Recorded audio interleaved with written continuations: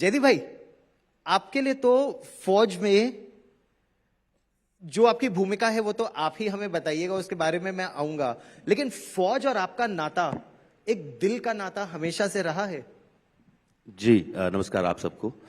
और बिल्कुल आप सही कह रहे हैं भाई। मैं फौजी बनना चाहता था। एनडीए का एग्ज़ाम दिया, तब रिटर्न क्लियर नहीं हुआ। फिर तब तक उम्र निकल गई जब तक समझ में आया। और फिर 2 एसएसबी दी, दोनों फेल हो गया। और फिर उम्र बची नहीं, फिर मैं कुछ और करने लगा, मैं एक्टर बन गया फिर। तो वो जैसे अभी आप बता रहे थे ना कि खेतरपाल का पहला प्यार 6 ब्रावो था। तो मेरे लिए भी जो करियर वाइज, जो एक हरियाणा में रहते हुए जो अपने आसपास अपने सीनियर्स को, जूनियर्स को फौज में जाते हुए देखना, तो they were the inspiring figures for me at that time. And so many army officers right now I know, हमारे सीनियर जूनियर कॉलेज के ही। सो वो पहला एक रुझान जो है, जो लगाव है उस वर्दी से, उस लाइफस्टाइल से, वो वहां से आया है। जी।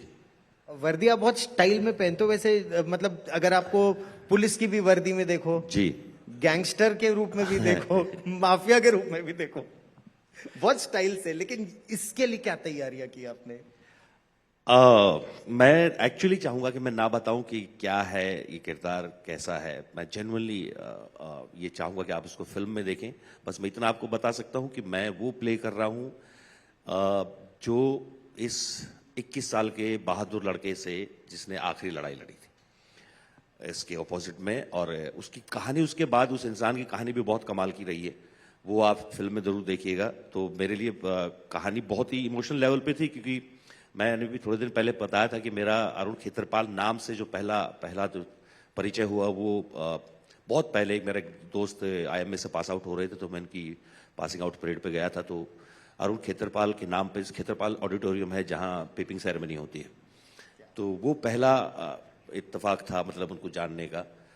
तो वो जर्नी बहुत मेरे लिए भी बहुत वो रही है, जब मुझे पता चला कि अच्छा ये फिल्म जो है अरुण के ऊपर बन रही है।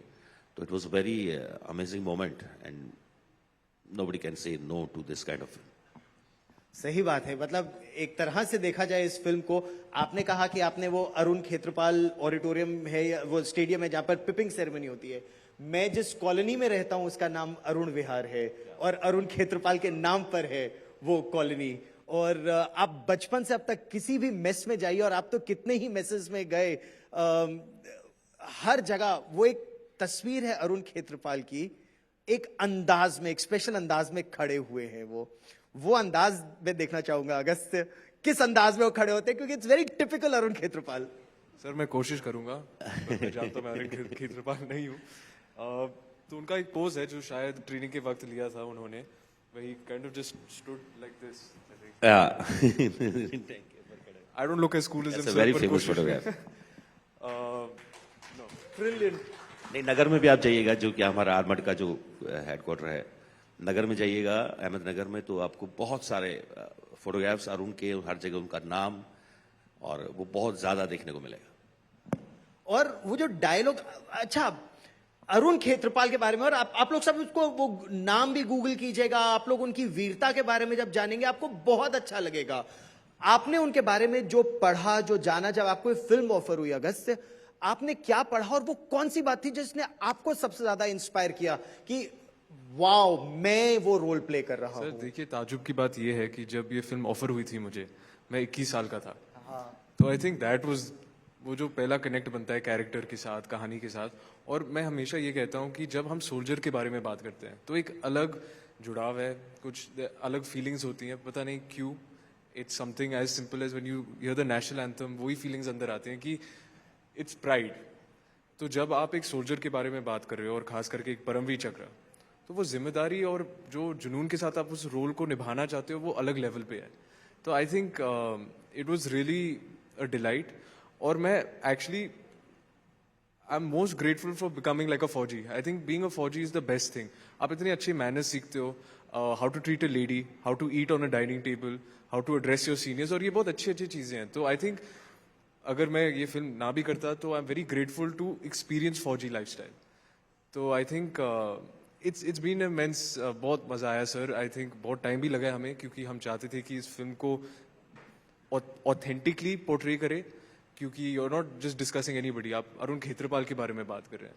और सब ने यहाँ पे, जयदीप सर ने, सिमर ने, हमारे डायरेक्टर, और who's not with us anymore, but धर्म जी also, there was such, हम सब चाहते थे कि हम ईमानदारी से ये काम करें, और वही इंटेंशन था हर दिन सेट पे। हम कोशिश करें कि जब लोग ये फिल्म देखें तो ऑफ कोर्स अरुण खेत्रपाल के बारे में जाने, पर फौजी लाइफस्टाइल क्या है, what does it mean to be a soldier. जो उनका फेमस डायलॉग है, no sir I will not abandon my tank, I will get these, बोलना नहीं चाहता हूँ, बोलूंगा भी नहीं, लेकिन उन्होंने बोला था। हाँ सर, आपके प्रोमो में भी, आपके ट्रेलर में भी प्लेटफॉर्म है। अलग है तो मैं बोलना नहीं चाहता, पर what does that mean, at least मेरे लिए it's a sense of defines कि हम बदल चुके हैं, और आई थिंक जो ओपिनियंस हम रखते हैं विल स्टैंड बाय इट। और वो सर सिर्फ 21 साल का था। ऐसे सर मैं 21 था जब मैंने ये फिल्म साइन की थी। मैंने कभी लाइफ में कुछ इतना ब्रेव नहीं किया और ना करूंगा, but it gives me confidence to be brave in the small places in life. अगर कोई आपको कुछ बोले, I said, no, sir, I will not back down. It's a small quote you can apply to every phrase in your life. ऐसे कितनी बार होता है कि लोग आपको आके बोलते हैं कि आपको कुछ नहीं पता, आप छोटे हो, आपसे ये नहीं होगा, आप सही नहीं हो। वो no, sir, I will not abandon is not just tank में खड़े होके I'm showing defiance. It can be defiance in your belief in yourself. It can be defiance in the job you want, in what you want to do in the world. So that's what Arun Khetrapal really means to me. Sorry, I'm getting so excited talking about him. No, it's brilliant. आप बहुत बहुत अच्छी बात बोल रहे हैं, आपने बिल्कुल सही कहा।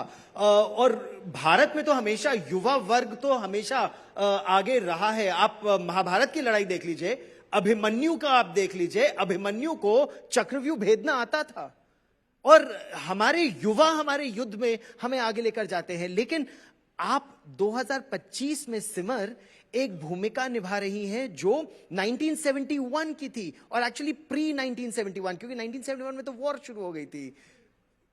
कितना कठिन था या कितना चैलेंजिंग था, चुनौतीपूर्ण था उस एरा को लिव करना, जीना, उसको ढालना अपने फिल्म में। मुझे ना एक्चुअली हमेशा से, जैसे हमेशा पहले ज़माने में चीज़ें थी, होती थी, वो हमेशा ज़्यादा आकर्षित करती है अभी भी। और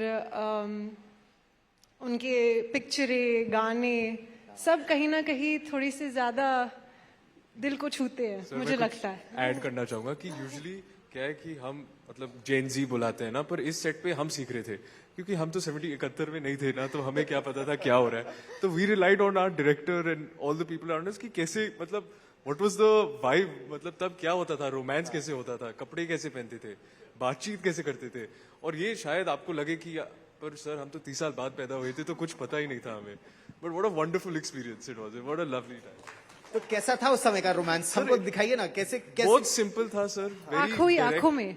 हाँ सर, ऐसे ही लेटर लिखते थे, हफ्ते में एक बार फोन पे बात करते थे, और वो भी आपके लिए इतना, it used to become, I don't know, I am guessing it was like an event, but it was so simple. कोई डिस्ट्रैक्शंस नहीं थे, ना सोशल मीडिया, ना सिंपल अभी लगता है, उनके लिए बहुत कठिन था वो। अभी सिंपल लगता है, अरे यार एक फोन, इतना सिंपल नहीं, वो एक फोन और एक चिट्ठी लिखने में जाने जाने किसी की नौबत आ जाती थी लोगों की, मार नहीं जाओगे। खून की चिट्ठियां भी होती थी। बिल्कुल।